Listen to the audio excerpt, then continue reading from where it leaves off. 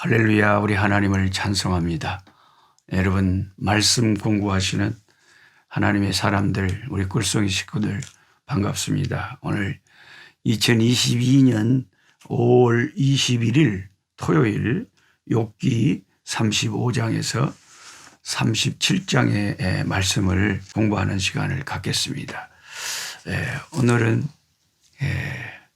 함께 말씀 한 장을 같이 읽겠습니다. 여러분이 물론 35장에서 36, 37장 이 엘리후의 말들을 스스로 다 읽으셔야 됩니다.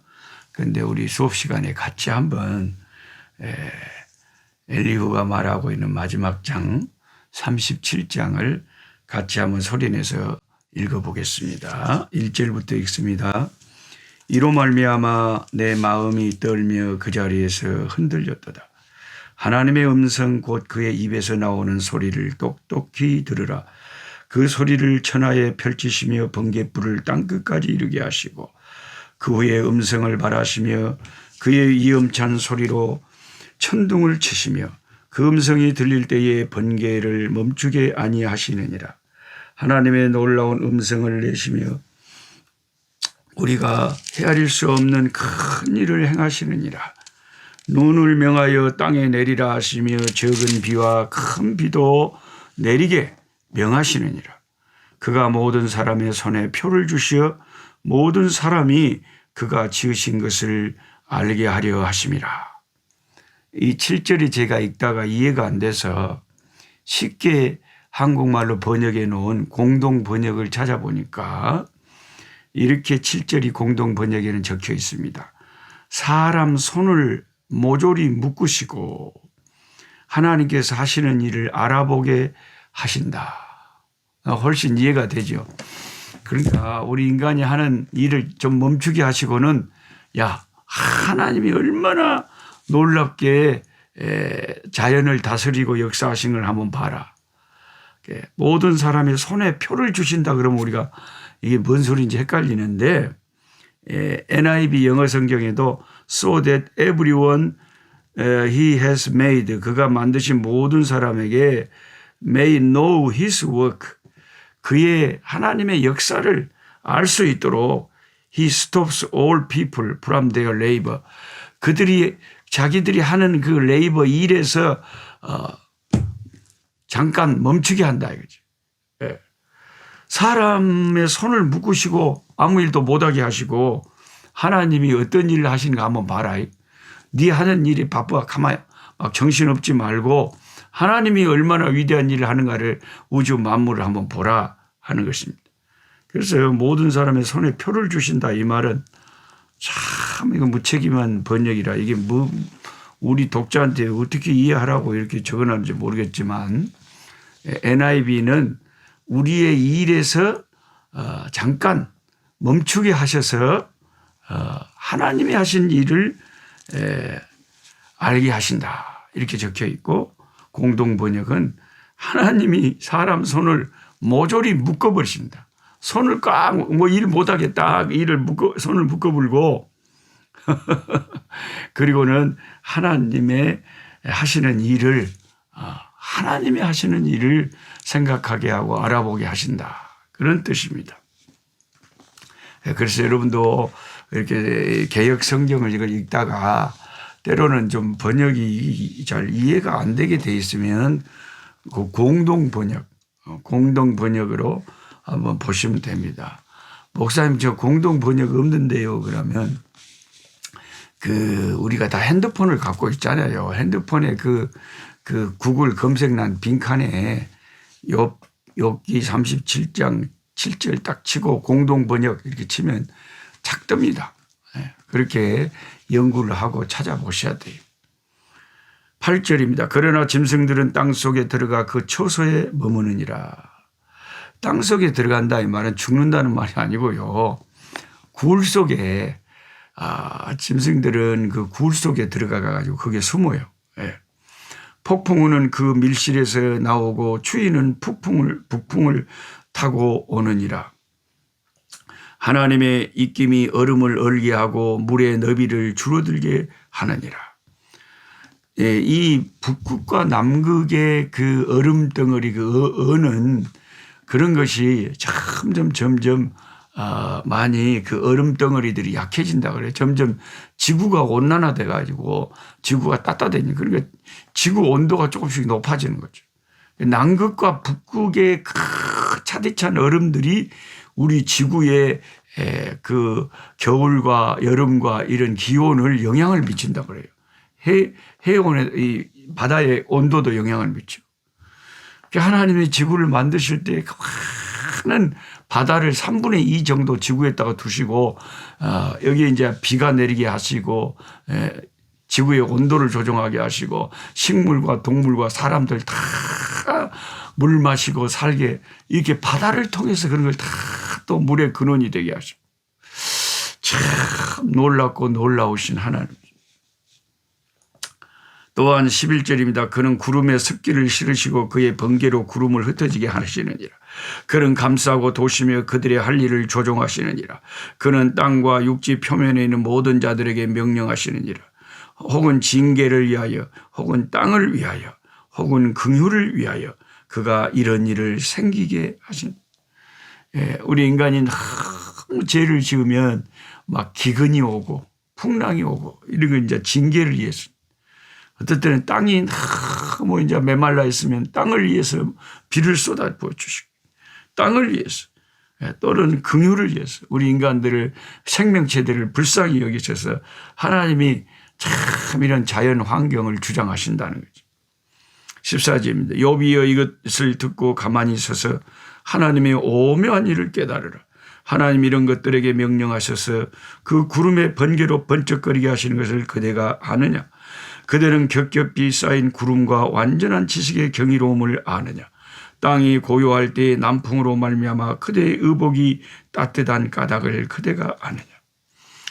그러니까 어느새 우리에게 또 봄이 와가지고 또 시방 한국에 여름이 또 되려고 그러고 어느새 우리가 따뜻한 날들을 맞이하게 돼. 이게 다 하나님이 하시는 계절의 조화죠. 그대는 그를 도와 구름장들을 두들겨 넓게 만들어 녹여 부어 만든 거울같이 단단하게 할 수 있겠냐. 할 수 없죠. 우리가 그에게 할 말을 그대는 우리에게 가르치라. 우리는 아도나이 아뢰지 못하겠노라. 그러니까 하나님께 우리가 무슨 할 말이 있냐 이거죠. 내가 말하고 싶은 것을 어찌 그에게 구할 수 있으랴. 삼켜지기를 바랄 자가 어디 있으랴. 그런즉 바람이 불어 하늘이 말끔하게 되었을 때 그 밝은 빛을 아무도 볼 수 없느니라. 북쪽에서 황금 같은 빛이 나오고 하나님께는 두려운 위험이 있느니라. 전능자를 우리가 찾을 수 없나니.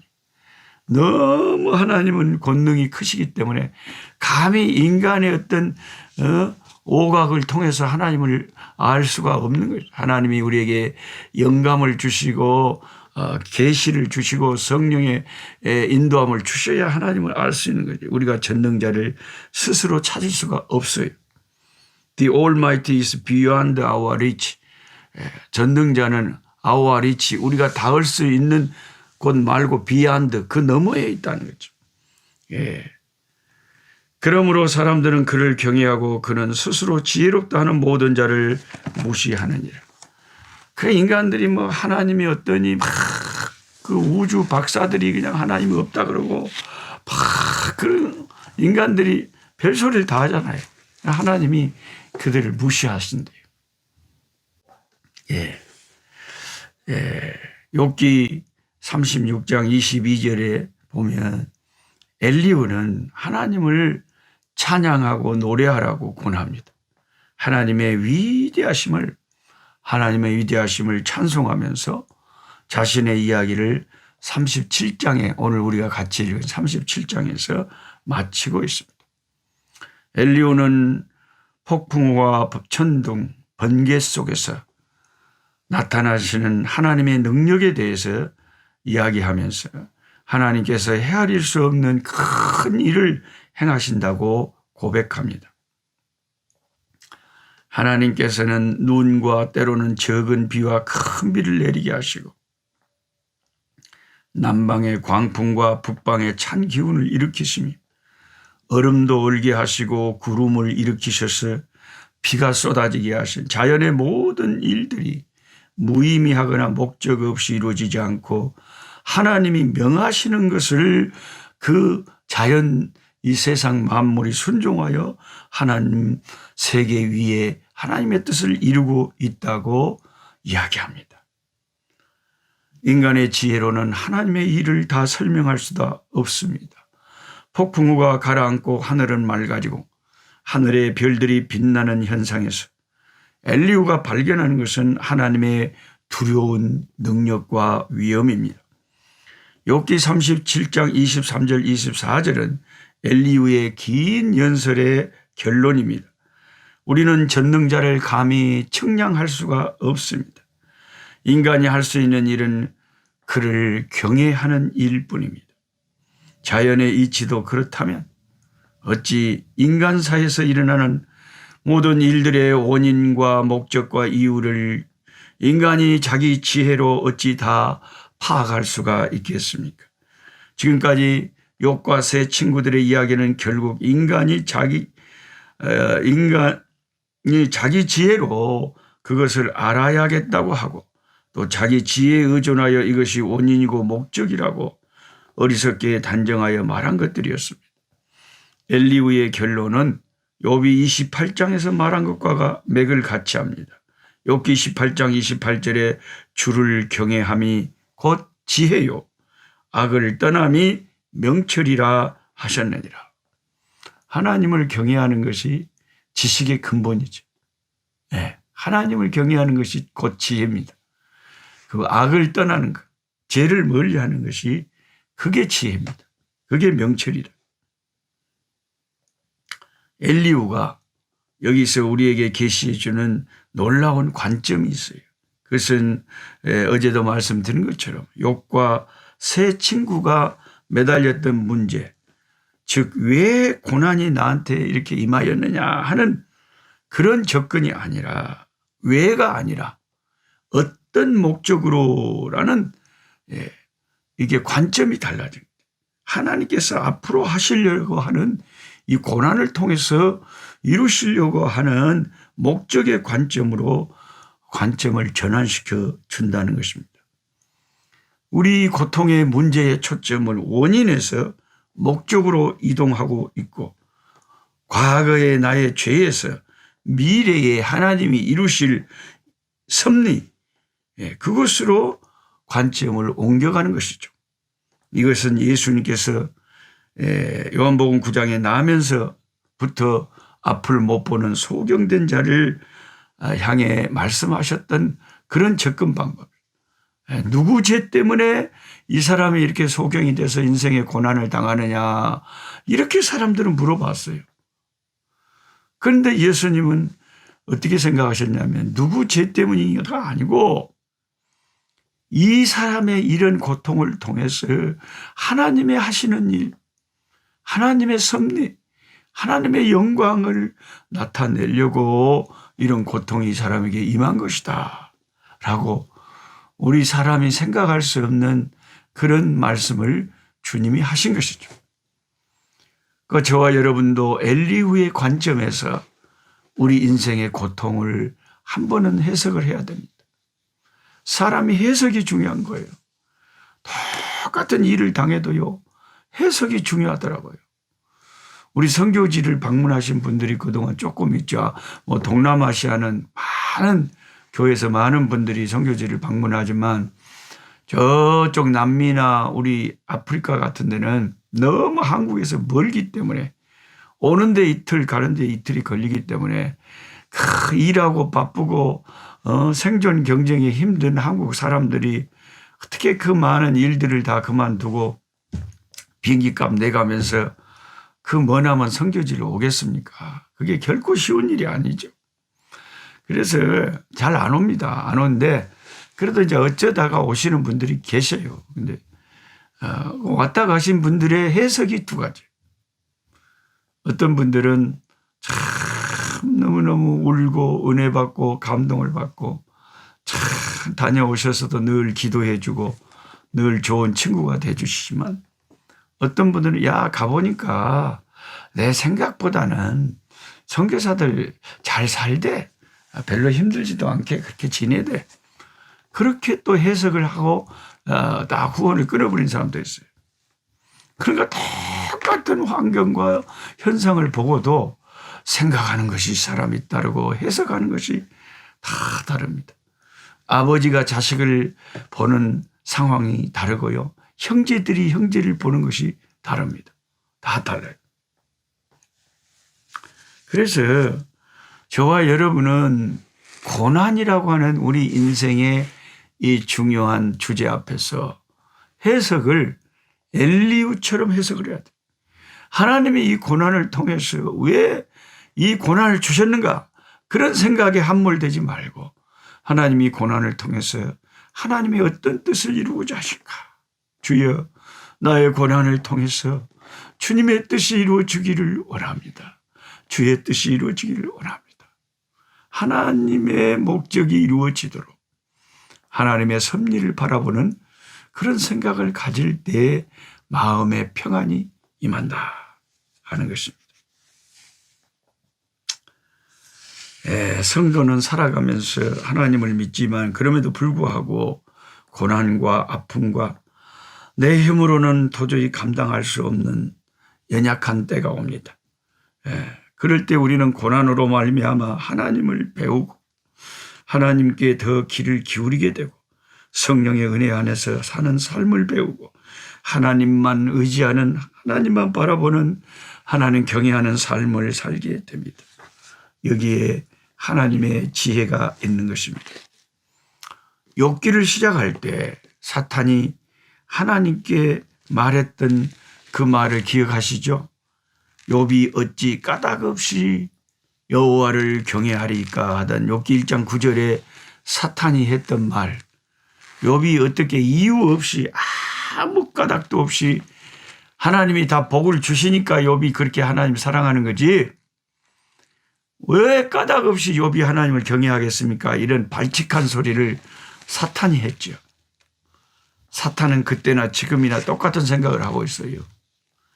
우리가 뭔가 하나님이 나한테 복을 주시니까 내가 하나님을 사랑한다고 생각을 하는 거예요. 마귀는. 지 수준에서 마귀는 항상 생각을 해요. 그런데 저와 여러분은 어떻습니까? 고난당할 때도 주여 주의 뜻을 이루소서. 주님의 뜻을 이루소서. 고요한 중에 기다리니 진흙과 같은 날 빚어서 새롭게 하여 주옵소서. 우리가 고난당할 때도 아버지 주님의 뜻을 이루어달라고 그렇게 아버지의 주권에 맡겨드릴 때 마귀는 패배를 당하고 하나님은 영광을 얻으시는 것입니다. 이러한 사탄의 그런 저급한 생각과 다르게 욥과 같은 하나님의 사람들은 자기가 원하는 것은 딱 한 가지죠. 그것은 초월하여 계시는 전능자 하나님과 늘 동행하고 깊은 교제를 하며 그분을 경외하는 삶, 그 자체가 하나님의 사람들에게는 가장 큰 소원이 되는 것이죠. 하나님 우리 아버지, 오늘도 욥기의 참 깊은 말씀들을 함께 읽으며 함께 생각합니다. 엘리후라고 하는 이런 타고난 욥의 친구가 고난에 대해서 이야기하면서 하나님이 이 우주 만물을 아버지 참 비를 내리게 하시고 눈이 오게 하시고 구름이 일게 하시고 참 따뜻함과 추위와 이런 것을 다 조절하셔서 아버지 우리 지구상의 수많은 식물과 동물과 70억이 넘는 사람들을 다 먹여 살리시는 하나님이신데 자연의 위치도 이치도 우리가 다 설명할 수 없는데 우리 인간사에 일어나는 모든 하나님의 섭리를 우리가 어떻게 다 이해할 수 있느냐고. 아버지, 엘리후는 우리가 고난을 당할 때에 왜 이 고난이 나한테 임했느냐고 그것에만 함몰되지 말고 하나님이 고난을 통해서 어떤 목적을 이루시려고 하는가 하는 미래적인 생각을, 하나님의 목적론적인 아버지 그 섭리를 생각해야 한다고 말하고 있습니다. 엘리후의 말이 정말 다른 친구들의 말보다는 한 걸음 더 나아간 좋은 의견인 것 같습니다. 바로 이 엘리후의 아버지 말이 끝났을 때 하나님은 폭풍우를 대동하시고 욥에게 나타나셨지 않습니까? 아버지 하나님, 참 하나님, 우리가 인간이 똑똑하다, 지혜 있다, 생각이 있다, 다 사람들은 자기 똑똑함으로 살고 있지만 참된 지혜는 하나님을 경외함이 참된 지혜요, 악을 멀리 떠나는 것이 참된 명철이라 하였습니다. 오늘 하루 살아갈 때 주님, 하나님을 경외하고 악에서 떠나며 하나님께 영광 돌리는 삶을 살아갈 때에 아버지께서 우리에게 아버지 하나님 복된 날을 허락하신 줄 믿습니다. 모든 고난 중에 있는 우리 함께 성경 공부하는 아버지 말씀에 함께 유튜브로 공부하는 종들의 개인의 가정에 하나님 가족들에게 아버지 하나님 은혜 베푸셔서 모든 고난 속에서도 능히 그걸 감당할 수 있게 하시고 그 고난을 능히 이길 수 있도록 하나님 참 먹구름이 아버지 거두어지게 하시고 고난 속에서도 하나님이 주시는 위로를 체험할 수 있도록 역사하여 주시옵소서. 예수님의 이름으로 기도드리옵나이다. 아멘. 약한 자 힘주시고 강한 자 바르게 주한 자 정퇴